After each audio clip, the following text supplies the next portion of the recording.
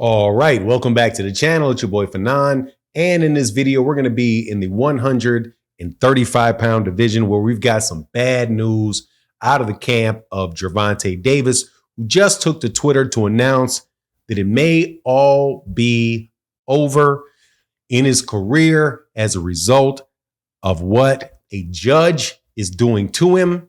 Let's talk about that in this video.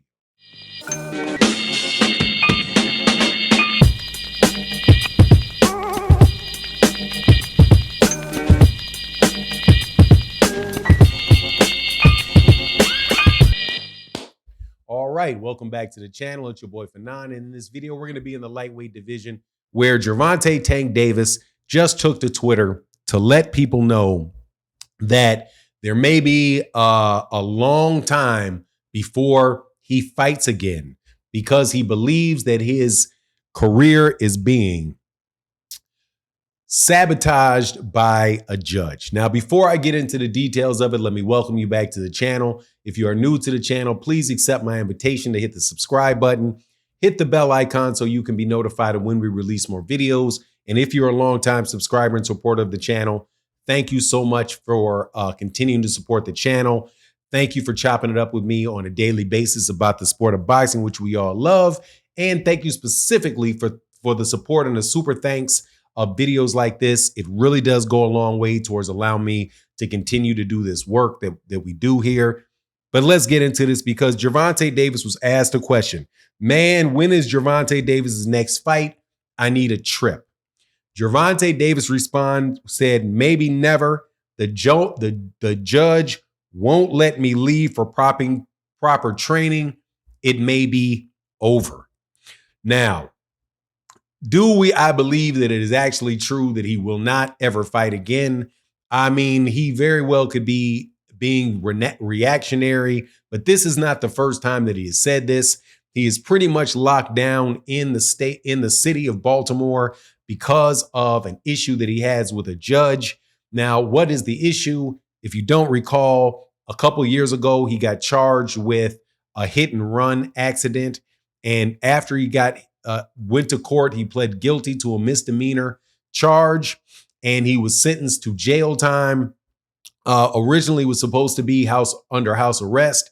And then after that, he wound up getting put in jail. And then for a period of time, because the judge was upset with how he was handling himself, he was going to, he didn't stay in the house that he was originally supposed to stay in, which was the home of Coach Calvin Ford. After that, what he did do was he wound up staying in a very expensive condominium. And I do believe that there was conversations about him having gone to Florida, and the judge didn't appreciate that. So the judge put him in jail, and then he served out the rest of the time that he's supposed to have in jail there. Then he also now, my understanding is, still has considerable numbers of hours of community service that he's supposed to do. So apparently the judge, during the time that he has his community service, is not allowing him to leave the state or leave the city area in order to do that. So he feels like, man, I may never fight again because this judge is not allowing me to do it. Now, my personal opinion of it is this. Look, man, that's why and I've said this every step of the way as it relates to this drama that Gervonta is going through, when that judge had said that she did not appreciate that the fact that Gervonta Davis did not seem as if he had any remorse about what he did, refused to adequately apologize for what he did, and that he set himself in a bad stead with that judge, and that the judge is going to hold that against him and is not going to be giving him any benefit of the doubt, no special privileges, none of that stuff. So he finds himself really in a situation that he created for himself. Now, how much more community service he has left, I don't know. I thought, just off the top of my head, I thought it was something like 3,000 hours versus community service, or a lot. I could look up how many hours of community service he had, but I don't see why he shouldn't be able to do his community service.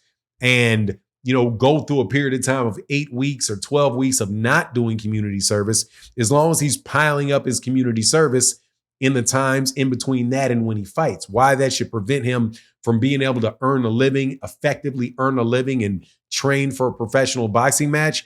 I mean, I think that judge probably is being petty in that regard. But again, the fact that they're being petty is again going to be directly related to Gervonta Davis's attitude concerning the judge. So even putting that stuff out there on Twitter, I just don't think it's going to help his case whatsoever. I just don't think it's going to help his case whatsoever. But I don't think that this should be something that is career-ending for him. It is going to be money. It's going to cost him a lot of money, though. Seeing as he's going to want to fight in February, he's going to be wanting to fight in December, or January, February, March. But more than likely, what it's going to mean is that he's not going to be able to fight anybody that is a really big threat for him, because he's not going to be able to train properly.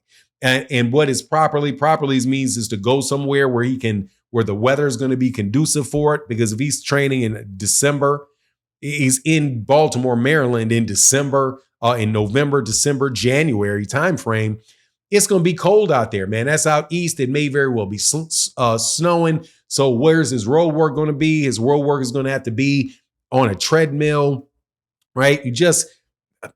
Or it could be just more expensive. He's going to have to fly in very, very good sparring, all of that. I mean, it's just, I don't think that it should be a scenario where he's unable to train. He's just going to have to use his creativity and all of that, and spend a lot of money doing it. Also, where's the fight going to be held, right? Again, if the judge is not going to let him leave for the training, or is the judge going to let him leave for a fight, right? That would be in Las Vegas, or it's just all around. It's just a real rough situation. But you know how it works. You know how it goes. If you can't do the time, then don't do the crime.